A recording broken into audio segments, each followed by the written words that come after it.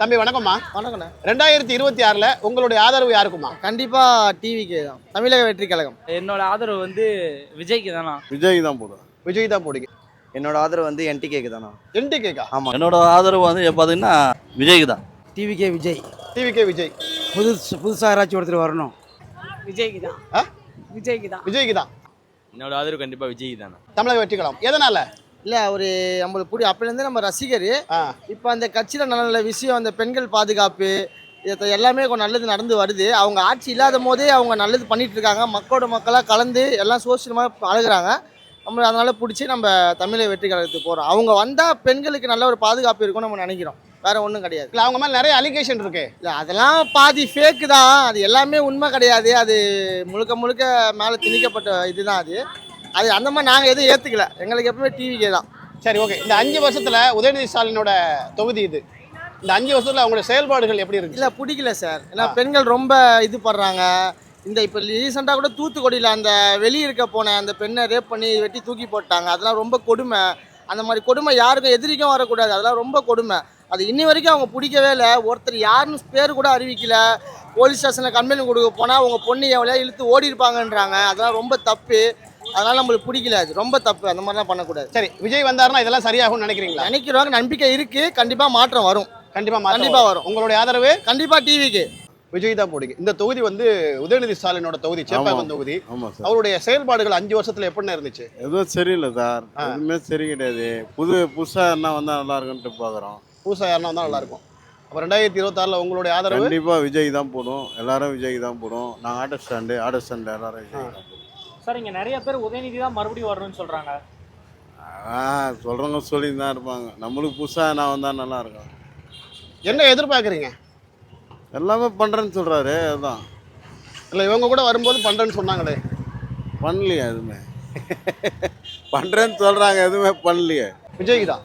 என்ன டிஃபரெண்டா சொல்றீங்க? எல்லாரும் உதயநிதி சொல்றாங்க. இல்லைங்க, அவர் ஏதோ புதுசாக பண்ணணுன்ற நினைக்கிறாரு. அந்த ஃபீல்டை விட்டு வந்து பண்ணணும்னு நினைக்கிறாரு.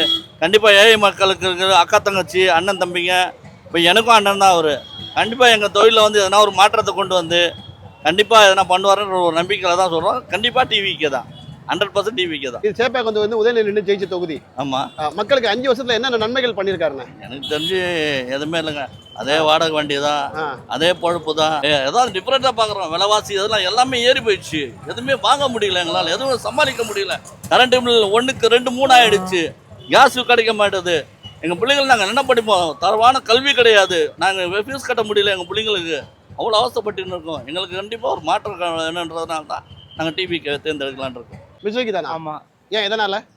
ஏன்னா ஃபர்ஸ்ட் டைம் விஜய் வந்திருக்காரு. ஒரு மாற்றம் வேணும். இப்போ இருக்கிறவங்கள வந்து என்ன சொல்கிறது, இப்போ நியூஸ் கேள்விப்பட்டேன், இந்த மாதிரி நிறைய கொள்ளடிச்சு வச்சுருக்காங்க அப்படிலாம் சொல்லிட்டு இப்போ தான் சொன்னாங்க. விஜய் வந்தால் ஊழல் ஒழிப்புன்னு சொல்கிறாரு, ஒழிப்பார். அது இல்லாமல் விஜய் நல்லது பண்ணுவார்ண்ணா. அவர் அவ்வளோ பெரிய இடத்த விட்டு அவர் இங்கே வரணும்னு அவருக்கு அவசியமே கிடையாது. அவர் வாங்குற 200 கோடி அவர் படத்தில் வாங்கினா அவருமா ஜாலியாக போகலாம். இப்போ மக்களுக்காக வராருன்றப்போ நம்ம தான் அவங்கள வந்து ஆதரிக்கணும்னு நினைக்கிறேன். 200 கோடி பத்தலை அப்படின்னு சொல்லி மக்கள் வரி பணத்தை கொள்ளையடிக்க வராருன்னு சொல்லி ஒரு பேச்சு இருக்கு தம்பி. 200 கோடி பத்தலையா? இதில் என்னன்னா இருக்கு? இல்லைண்ணா, அவர் மக்களுக்காக வராரு, அவ்வளோதான். மக்களுக்காக வந்து மக்களுக்காக செய்யணும்னு நிற்கிறாருண்ணா. அவர் பேர்ல நிறைய அலிகேஷன் இருக்கு. 41 பேரை கொண்டது அவர் தான். சினிமா ஷூட்டிங் பண்ணாரு அப்படின்ற மாதிரி நிறைய இருக்கு. ஒய்ப்பை விரட்டி விட்டாரு, திரிஷா கூட சுத்துறாரு, இந்த மாதிரி பல கேள்விகள் இருக்கு. வீட்டை விட்டு வெளியிலே வர மாட்டாரு, பனையூருக்குள்ளே கிடக்குறாரு. இல்லைண்ணா, பனையூர்லாம் இல்லைன்னு சொல்லணும்ண்ணா. அவர் வெளியே வந்தா என்ன நடக்குன்னு உங்களுக்கே தெரியும். இப்போ வந்து அங்கே 41 பேர் இறந்தாங்கன்னு சொல்லிட்டு சொல்கிறாங்க. என்னை பொறுத்த வரைக்கும் என்ன சொல்லுவேன்னா, அங்கே அவ்வளோ சின்ன ஒரு இடத்துல வந்து கொடுத்துருக்க வேணாம்னு சொல்லிட்டு நான் நினைக்கிறேன். ஏன்னா இப்போ வந்து நீங்கள் வீட்டை விட்டு வெளியே வர மாட்டேற சொல்லிட்டு சொல்கிறாங்க. இப்போ இவர் இந்த லைனில் பிரச்சாரத்துக்கு வந்தானா இந்த இடம் எப்படி இருக்குன்னு உங்களுக்கு தெரியும்ல. இப்போ இந்த இடத்த ஒரு அசம்பாவிதம் நடந்தால் அதை ஃபஸ்ட்டு வந்து விஜய் மேலே, அவர் மேலே வந்து தெளிச்சிடுறாங்க. ஸோ அதனால் அவர் வந்து ஃபுல் ப்ரொடெக்ஷனோடு தான் வெளியே வரணும் அப்படின்னு சொல்லிட்டு தான். ஜெயிக்க முன்னாடியே வெளியே வர பயப்படுறவர் ஜெயிச்சதுக்கு அப்புறம் எப்படிப்பா மக்களை பாதுகாப்பா வருவாரு? இல்லைண்ணா, இப்போ அவர் வெளியே வராதே மக்களுக்காக தான் வரலன்னு சொல்லிட்டு நான் நினைக்கிறேன். ஏன்னா இப்போ அவர் வெளியே வரும்போது அவருக்கு வந்து மக்களுக்கு வந்து செக்யூரிட்டியாக இப்போ வந்து நிறைய அவங்களுக்கு வந்து யாரோ அவருக்கு எதிரியே கிடையாதுப்பா. அவர் என்ன பண்ண போறாங்க? அவர் எதுவும் பண்ணலனா, அவரை வந்து பார்த்துப்பாங்க. மக்களுக்கு தான் இப்போ பிரச்சனைன்னு சொல்லிட்டு நான் சொல்றேன். அந்த வார்த்தை மாற்றம் வேணும்.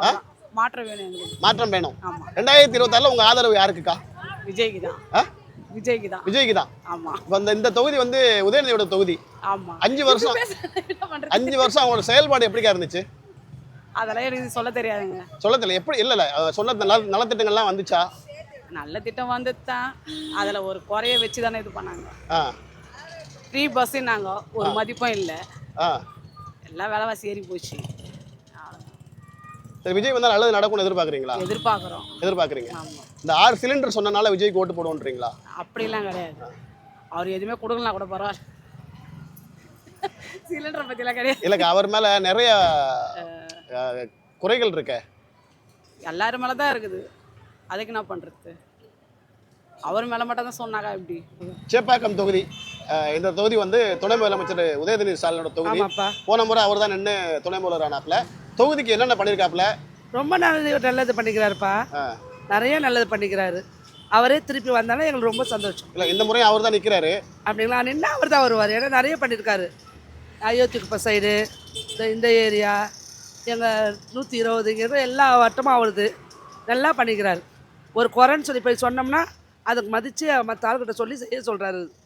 இதை செஞ்சு கொடுங்க, அதை செஞ்சு கொடுங்க போய் கேட்டோம்னா யாராக இருந்தாலும் சரி, இந்த முதியோர் பணங்கள், இந்த விதவி பணங்கள், ஒரு பிரச்சனை எந்த பிரச்சனை அதெல்லாம் அவர் தீர்த்து கொடுக்குறாரு. அவர் நல்லா பண்ணுறார். 2026ல் உங்கள் ஓட்டு யாருக்கு? இவருக்கு தான் திமுக தான். திமுக தான். நிறைய பாலியல் வன்கொடுமை, இந்த மாதிரி நிறைய குற்றங்கள் குறைகள்லாம் இருக்கு. அதனால ஏதாவது மாற்றம் விரும்புறீங்களா? மாற்றம் என்னப்பா, யாராண்டா என்னப்பா, நல்ல ஆட்சி உங்களுக்கு நல்லா இருக்குது. இதே தான் அவங்க பண்ண போகிறாங்க, இதே தான் அவங்க பண்ண போகிறாங்க. நல்லா தானே பண்ணுறாங்க. இவங்களே வந்துட்டு போட்டோம். ஆமாம். போன முறை அவருடைய செயல்பாடுகள் எப்படி இருந்தது? உங்களுக்கு திருப்தியாக இருந்துச்சா? நல்லா இருந்தது சார். ஃபர்ஸ்ட் கிளாஸ் நல்லா இருந்தது. இப்போ மீண்டும் அவர் தான் இங்கே நிற்கிறாரு. ஆமாம், கண்டிப்பாக கன்ஃபார்மாக அவர் தான் வின் பண்ணுவார். கொஞ்சம் மேலே வச்சு பேசுங்க, அப்போ தான் உங்கள் வாய்ஸ் வரும். சொல்லுங்கள். கன்ஃபார்மாக அவர் தான் சார் வின் பண்ணுவார். நோ டவுட் அதில். ஏன்னா எல்லாருமே fully satisfied actually. So everybody can vote for அவருக்கு தான் ஓட் பண்ணுவாங்க. என்ன பண்ணியிருக்காரு தொகுதிக்காக? இந்த நலத்திட்ட உதவிகள்லாம் இங்கே கரெக்டாக கிடச்சிருக்கு மக்களுக்கு. அதே மாதிரி எந்த ஒரு இது வரைக்கும் இப்போ எந்த எக்ஸ்டர்னலாக வந்து யாரும் இங்கே வந்து ஒரு பிரச்சனை அந்த மாதிரி எதுவுமே வந்து கிடையாது. எந்த இஷ்யூமே கவர்மெண்ட்டால் இங்கே ஒரு செயல்பாடு நின்னதுன்னு அப்படின்னு எதுவுமே கிடையாது. கவர்மெண்ட் பிளான் ஸ்கீம்ஸ் எது இருந்தாலும் கரெக்டாக வந்து இங்கே சேர்ந்துடும். சரி, நீங்கள் கடை வச்சுருக்கீங்க, லஞ்சம்லாம் கொடுத்துருக்கீங்களா? இல்லை, இது வரைக்கும் அந்த மாதிரி எந்த ஒரு பீரியட்லேயும் அந்த மாதிரி யாருமே கேட்டதே இல்லை, யாருமே கொடுத்தது. அதனால் இந்த 2026ல் உங்களுடைய வாக்கு யாருக்கு? இல்லை, கன்ஃபார்மாக நாங்கள் டிஎம்கேக்கு தான் ஓட்டு போடுவோம். டிஎம்கேக்கு தான் போடுவீங்க? சூரியனுக்கு தான் போடுவேன். யார் வந்து கேட்டாலும். ஆமாம், சூரியனுக்கு தான் போடுவேன். நான் 25 வயசுலேருந்து போடுறேன். எனக்கு ஒன்றும் லாபம் கிடையாது. இப்போ நான் சாக போகிற நேரத்துக்கு அதை விட மாட்டேன். சூரியனுக்கு தான் போடுவேன். எத்தனை வருஷமா நீங்கள் சூரியனுக்கு போட்டுக்கிட்டு இருக்கீங்க? நான் எனக்கு 25 வயசு. இப்போ வயசு என்ன? 85 வயசு இருக்கு. 85 வயசு, கிட்டத்தட்ட 60 வருஷமா நீங்கள் சூரியனுக்கு ஓட்டு போட்டுக்கிட்டு சூரியனுக்கு தான் போட்டேன். எனக்கு ஒன்று அதை 10 பைசா நான் துண்ணு பார்க்கல, ஒரு பொருள் வாங்கலை. காய்கறி கீரை விற்றுன்னு கிடக்கிறேன்.